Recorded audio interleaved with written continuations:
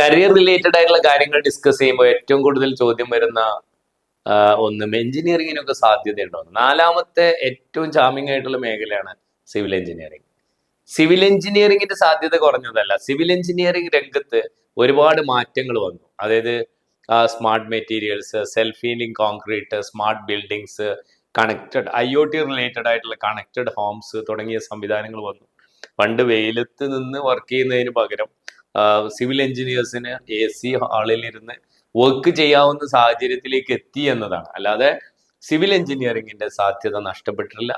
മനുഷ്യൻ പുരോഗതിയിൽ നിന്ന് പുരോഗതിയിലേക്ക് യാത്ര ചെയ്യുമ്പോൾ തീർച്ചയായിട്ടും ഒരുപാട് കൺസ്ട്രക്ഷൻസ് ആവശ്യമാണ്.